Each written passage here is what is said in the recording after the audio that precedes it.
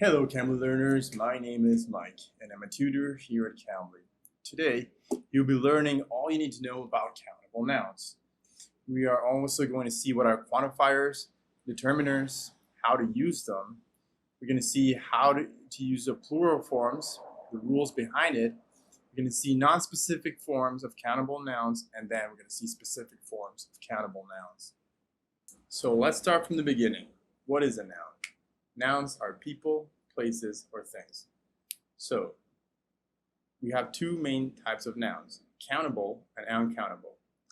Countable nouns are nouns that you can actually count. For example, 1 apple, 5 apples, many apples, few apples. There are a lot of ways to express it. You use quantifiers to say how many you actually have. And in uncountable nouns, you don't count them. And this is words like, for example, rice. When you say rice, you refer to a lot of grains. You're not talking about one, you're talking about the whole. So this is because it's more convenient to express it this way. So countable nouns have singular forms and plural forms. Singular meaning one, and plural meaning two or more. So singular forms always use a determiner. So what are determiners?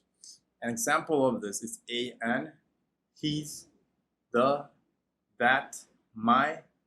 So it's determining where is this noun coming from.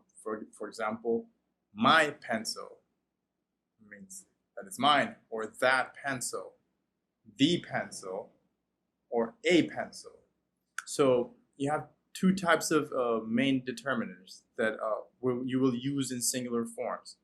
For example, the, which are definite articles, that means the pencil. You're talking about a specific pencil, or indefinite articles that you will use a or an, like a pencil. You're referring to not a specific pencil, but you're talking about a pencil in general as a concept. So remember, singular forms always use determiner. So examples of determiner: the dog, his dog, a dog. We can just say dog. Like dog by itself doesn't work. And there is another thing. What is the difference from a and an? When do I use a and an? Well, it is just a thing to help you enunciate the determiner. For example, if you say a apple, it's a apple. It's not as easy as an apple. And this is because apple starts with a vowel. So the N helps you imagine it as a trampoline from going from one vowel to the next vowel, right? So, and it is more related with sound, not how you write it. For example, hour. When you say hour, the sound you're emitting is a vowel sound, even though it is written with an H, right?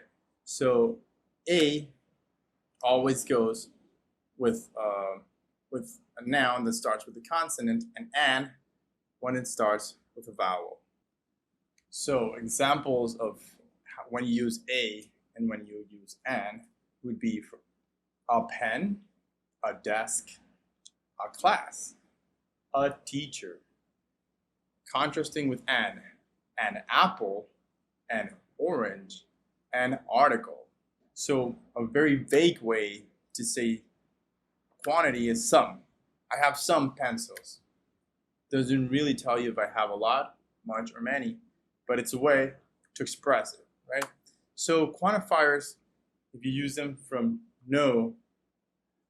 having none of them to having all of them, if we had like a scale, you can use, for example, no, hardly any, a few, some, lots of, quite a few, a bunch of, and then all.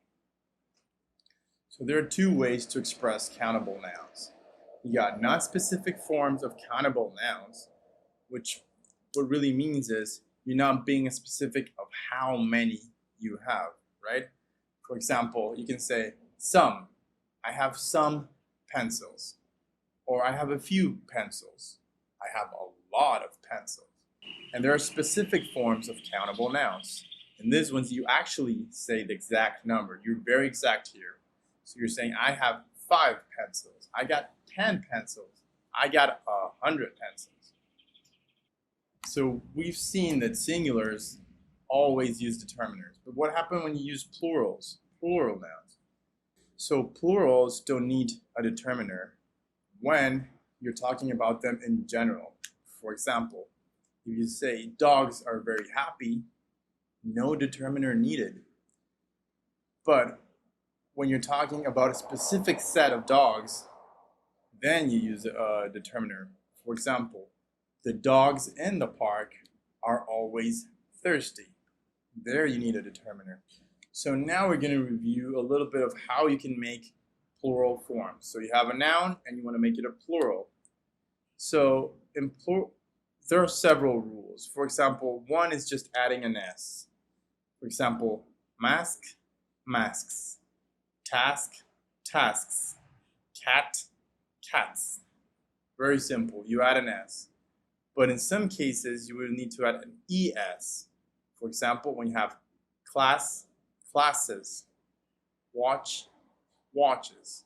And this is a very similar phenomenon that happens with the A and the AN. It is a phonetic thing. It is to make it easier. You need that trampoline, right? For example, if you say class, how can you say class? Or watch, watch.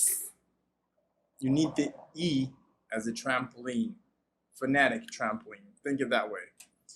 Then you have another rule. For example, when they finish with a Y. For example, country. Country, you would change the Y to an I and add ES. Same with copy.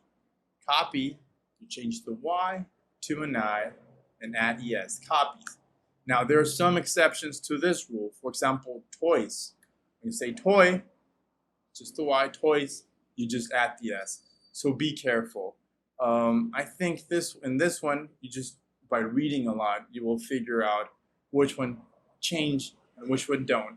You also have some irregular nouns, irregular forms. For example, when you say child, children, you don't say childs. Or foot, feet, you say foots. But some irregular just don't change. For example, sheep and sheep stays the same, right? So irregulars can get a little bit tricky. So this is all we're going to cover for now for countable nouns. I hope you enjoyed the lesson, such as I did teaching you this. And for those who are unfamiliar with Cambly, Cambly gives you instant access to friendly native speakers just like me. You can take English lessons anytime, anywhere, right from your phone or your computer. Schedule your next lesson with me using the link below. Thanks for watching. Bye.